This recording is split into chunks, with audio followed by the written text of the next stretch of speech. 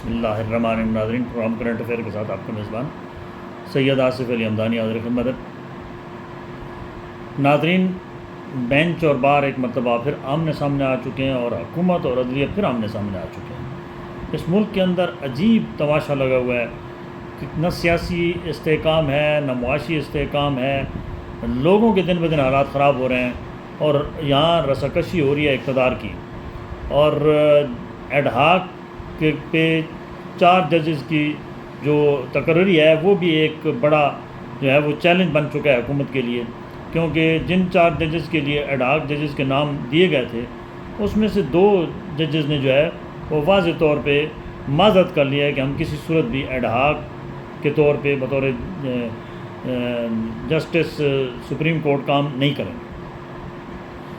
حکومت کی یہ پوری کوشش ہے کہ جو مخصوص نشستیں، کیونکہ بہت بڑا دھچکا ہے، 77 کے قریب نشستیں ہیں جو مخصوص سپریم کورٹ کے 8 ججز نے جو فیصلہ دیا تھا، یہ اس فیصلے کو کل کرنے کے لیے یہ تمام تر حربے استعمال کیے جائیں.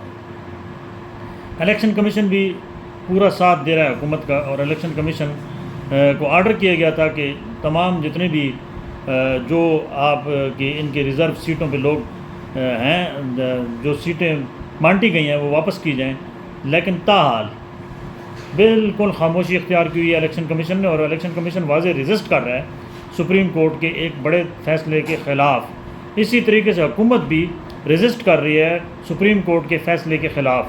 اور اگلے چند دنوں میں آپ دیکھیں گے کہ یہ تمام جتنے بھی نون لیگ کے، پیپلز پارٹی کے جو ممبران اسمبلی حلف اٹھا چکے ہیں ان مخصوص سیٹوں پہ، ان سے درخواستیں دلوا کے یہ اسٹے لینے کی کوشش کریں گے.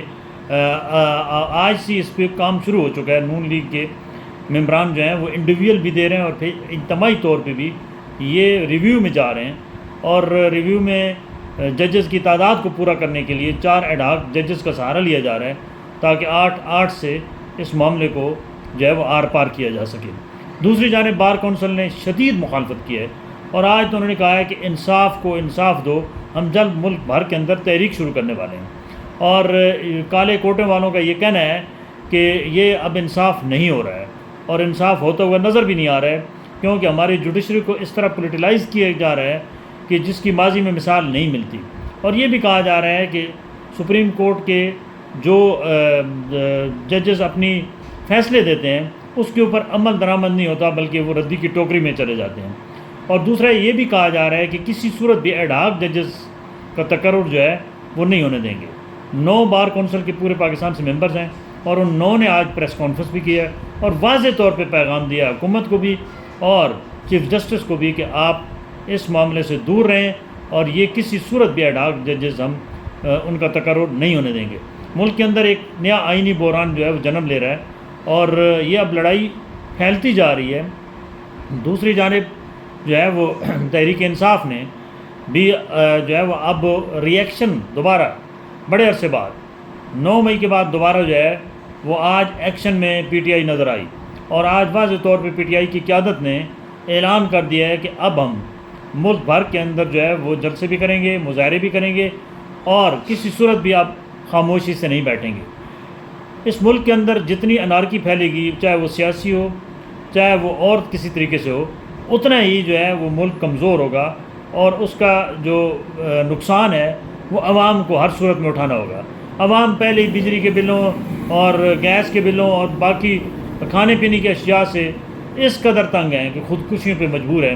اوپر سے ملکی حالات دن بدن ٹھیک ہونے کے بجائے کہیں دور تک اثرات نظر نہیں آ رہے ہیں کہ یہ ملک کے حالات ٹھیک ہوں گے. جمہوریت ٹھیک ہوتی ہوئی نظر نہیں آ رہی ہے. جو حکومت میں اس وقت اتحادیاں ہیں وہ ڈیلیور کرنے سے قاصر ہیں، کیونکہ انہیں مختلف چیلنجز کے ساتھ ساتھ ان کی اپنی سیٹیں جو ہیں وہ بہت ساری وہ بھی خطرے میں ہیں.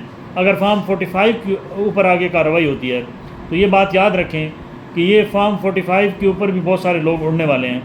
اگر سپریم کورٹ کے اندر ایڈ ہاک ججز کا تقرر نہ ہوا تو سب سے بڑا نقصان جو ہے وہ حکومت کو ہوگا، اور حکومت کو وزیر اعظم جو ہے